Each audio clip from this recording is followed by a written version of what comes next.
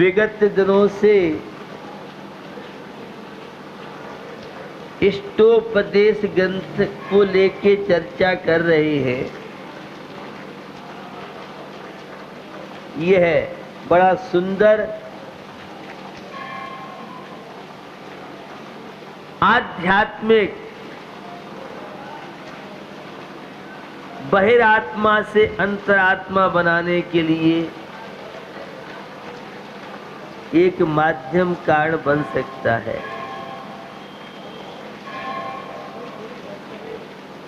उस आध्यात्मिक यात्रा के लिए हम कैसे जीवन का विकास करें, उन्नति करें, तो एक बहुत सुंदर कार्य का जिसके माध्यम से बताने का प्रयास किया है। कुटुंब तो रैन बसेरा है।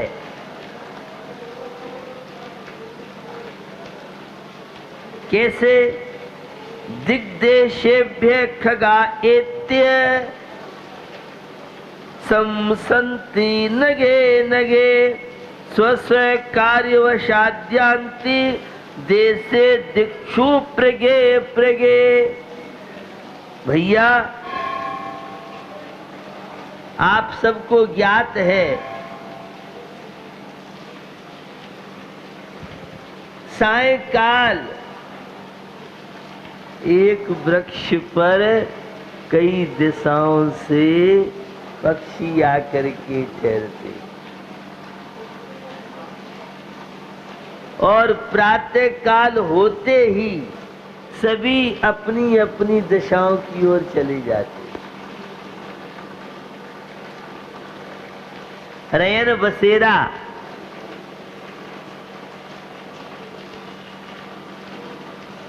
मंगतराज जी की 12 भावना में भी आपने पढ़ा होगा। जो पंछी रैन बसेरा करते, जो मेले में पंथी जन्म नीह फिरे धरते। भैया, एक मेला और कहां से लोग मेला में आते हैं और सायंकाल होते ही सब अपने अपने गांव चले जाते हैं। जिस परिवार को तू अपना मान रहा है, ये तो अपनी आयु पूरी होते ही अपने अपने पुण्य पाप के अनुसार सब बिछड़ जाएंगे। ट्रेन में यात्रा आप करते और कुछ समय में अच्छे संबंध बन जाते हैं आपके, और जैसी जिसका स्थान आता है तो वह अपने मंजिल पे उतर जाता है। अच्छा नहीं लगता जिससे मन मिल जाए और बिछुड़ता है तो मन में बड़ा इष्ट वियोग नाम का आर्त ध्यान आचार्य उमा स्वामी के शब्द। भैया, इतना समझ में आ जाए तो पर्याप्त है शांति। जो मेले में पंथी जन्मिल नीह फिरे धरते, जो तरवर पर रैन बसेरा पंछी या करते। यह है कुंद कुंद स्वामी के समय सार का सार। यह है जीवन का सार।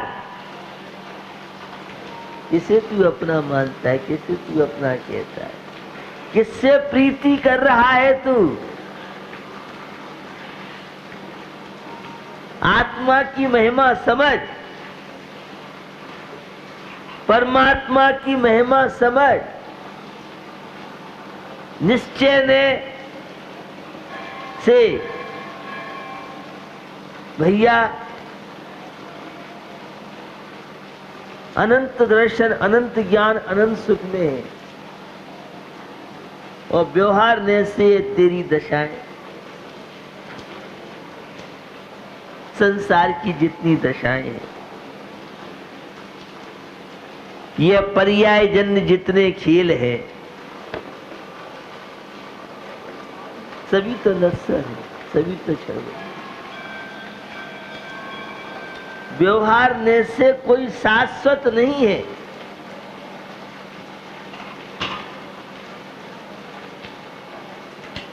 परिवर्तनशील ये संसार है।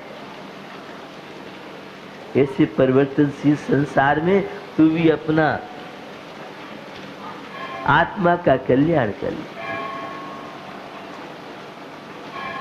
आत्मा का विकास कर ले। निश्चय से 5 परमेष्टि नहीं है, निश्चय से 7 तत्व नहीं है, निश्चय से 6 द्रव्य नहीं है, निश्चय से संसार मोक्ष नहीं है, निश्चय से तो चित्त है। एक तेरा चैतन्य आत्मा, कुछ भी तेरा नहीं। तू किससे राग कर रहा है, किससे द्वेष कर रहा है, किसे तू अपना मान रहा है? जिसे तू अपना मान रहा है वह तेरा नहीं है। तू तो अनंत दर्शन में, अनंत ज्ञान में, अनंत सुख में, अनंत वीर में तू तो 3 लोक का नाथ हो करके और अनाथों की तरह शुद्ध निश्चय से आत्मा शुद्ध बुद्ध निरंजन है। कर्मों का भोक्ता तो व्यवहार से। जब हम सम्यक दर्शन को देखते हैं, सभी जानते हैं 7 तत्वों का श्रद्धान करना सम्यक दर्शन है। तत्वार श्रद्धानम सम्यक दर्शनम, शरीर से आत्मा भिन्न, यह निश्चय सम्यक दर्शन की परिभाषा है। तो व्यवहार से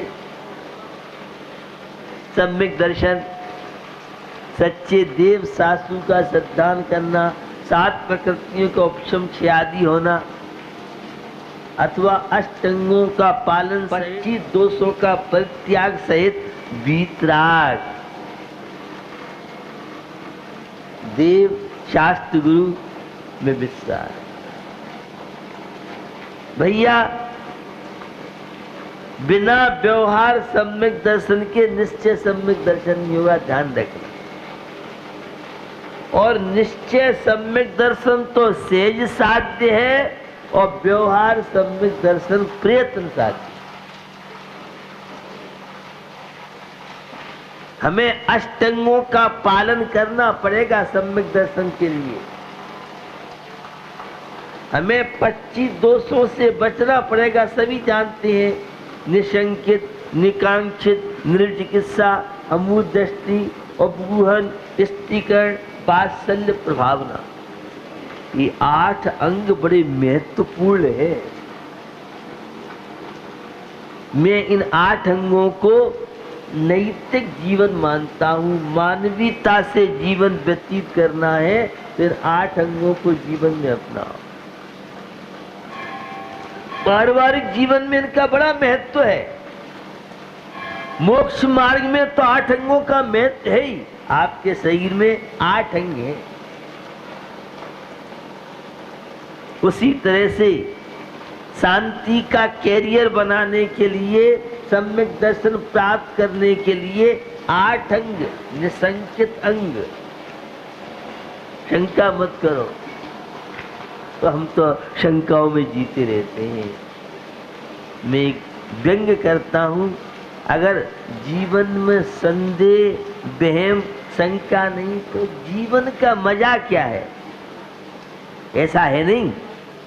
जीवन का मजा तो निसंकित, कोई शंका नहीं, कोई विकल्प नहीं, कोई उलझन नहीं।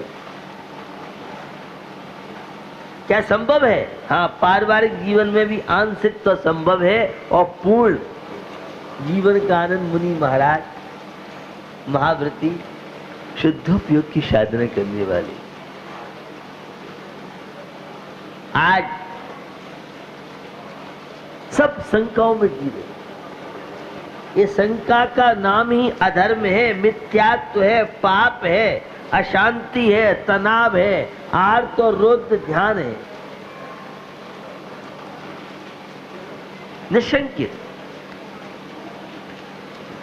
भगवान की वाणी है, पाप करने से दुख मिलता है और धर्म कार्य करने से, श्रावक के 6 आवश्यक कार्य का पालन करने से, शुभोपयोग के माध्यम से शांति सुख मिलता है।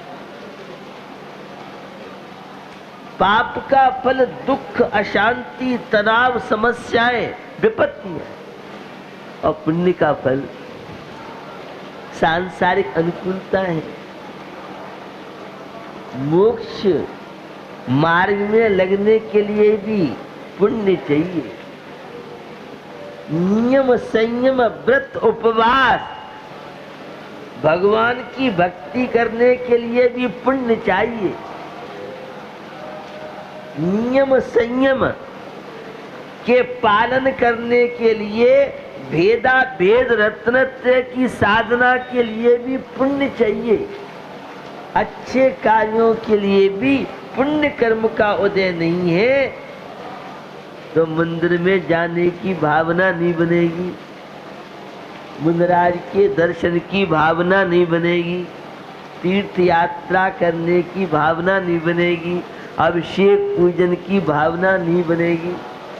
और भावना बन जाए तो जरूरी नहीं है कि आप अभिषेक पूजा कर लें। पुण्य कर्म का उदय नहीं है तो सिद्ध चक्र महामंडल विधान आदि में बैठने की भावना नहीं है। तो निशंकित अंग, कोई शंका मत करो, विश्वास करो वीतराग प्रभु में, विश्वास करो जिनवाणी में, विश्वास करो धार्मिक कार्यों में। हम संसार के कार्यों में तो विश्वास कर लेते हैं, लेकिन धर्म के कार्यों में पता नहीं होगा कि नहीं होगा, पुण्य का फल मिलता है कि नहीं मिलता है, मंदिर में जाने से मिलेगा कि नहीं मिलेगा। तो अच्छे कार्यों के लिए भी पुण्य चाहिए। तो फिर आप कह सकते हैं कि हम बुरे कार्य करें तो आप पाप कर्म का उदय है, ऐसा नहीं। उस पाप कर्म को भी पुण्य में बदल सकते हैं आप। खोटी भावना अगर आपकी बन रही है तो स्वाध्याय करने से, मुनिराज के समागम में रहने से, मंदिर में आने से वो खोटी भावना भी आपकी अच्छी भावना बन सकती। ऐसा नहीं है कैसा हमारे तो भाग्य नहीं ऐसा है, हमारे तो पाप कर्म का उदय है, हम गलत कार्य कर रहे हैं, पाप कार्य कर रहे हैं तो हमारे तो पाप कर्म का उदय। ऐसा नहीं, पाप कर्म के उदय में सावधानी बरती जाए, विवेक से काम लिया जाए, धर्म ध्यान में लगे तो पाप भी पुण्य में आप बदल सकते हैं। ये मनुष्य पर्याय पाने की विशेषता है। तो भैया सम्यक दर्शन, निश्चय सम्यक दर्शन, व्यवहार सम्यक दर्शन, सराग सम्यक दर्शन, वीतराग सम्यक दर्शन, बहुत तरह की सम्यक दर्शन की परिभाषा है। तो सम्यक दर्शन एक शांति का जीवन, मिथ्या दर्शन अशांति का, धर्मात्मा का जीवन शांति का जीवन, अधर्मात्मा का जीवन अशांति का जीवन। लेकिन धर्मात्मा होना चाहिए, दिखावटी धर्मात्मा नहीं हो। बाहर में तो धर्मात्मा बनता है और अंतरंग में हालाहल, संक्लेश परिणाम, दुर्भावनाएं, पाप भावनाएं, कषाय की भावनाएं चल रही। तो भैया हमें जीवन मिला है, शांति के लिए मिला है। और कल मैंने शांति को लेके थोड़े से टिप्स आपको दिए थे। बिना किसी के पूछे सलाह मत दो और माफ करना सीखो, भूलना सीखो। ये नैतिक मूल्यों की ओर बढ़ने की प्रक्रिया है, यह सम्यक दर्शन की ओर बढ़ने की प्रक्रिया है। पहचान पाने की लालसा न रखें। मेरा नाम हो, मेरा प्रभाव हो, मुझे लोग जाने, ये हार्ट अटैक का कारण भी बन सकता है। आपकी समझ में नहीं हो गया हो। ये फेसबुक, ये सेल्फी, और बहुत जल्दी अपनी फोटो, अपनी चीजें डालते हैं, और कोई उन्हें नहीं देखे, कम देखे, तो फिर सिर में दर्द प्रारंभ होता है। ये फेसबुक भी तनावों का बहुत बड़ा कारण है, और इस फेसबुक के द्वारा व्यक्ति अपनी जीवन लीला से भी हाथ धो सकता है। मुझे लोगों ने लाइक ही नहीं किया, तत्काल फोटो खींचेंगे और तत्काल फेसबुक पर डालो, लोग मुझे देखे। मैं महाराज के साथ था, तिजारा में था मैं, और नहीं देखे तो टेंशन। ये बड़ी बीमारी है। आप तो सब कम समझते हो, धार्मिक लोग हो आप। आज के युवा युवती इसी में दिन रात तनाव के शिकार है। मुझे लोगों ने देखा कि नहीं देखा, मैंने यात्रा की थी, कितने लोगों ने देखी है। तो भैया, दूसरों को दिखाने की भावना तो अशांति है। अपने आप को देखो, तो ये लालसा हो मुझे लोग ज्यादा जाने। आज की युवा पीढ़ी को देखो, उनकी ड्रेस अलग होगी, अलग अपनी पहचान चाहते हैं कि मैं अलग दिखूं दुनिया से। भैया, अपने आप को देख, तू दुनिया को क्या दिखाना चाहता है। जो दूसरों को प्रदर्शन की भावना है वह आत्मदर्शन नहीं, जो आत्मदर्शन की भावना है वह प्रदर्शन। जहाँ दूसरों को दिखाने की भावना है, नाम की इच्छा है, अहंकार की भावना है, वहाँ धर्म नहीं हो सकता।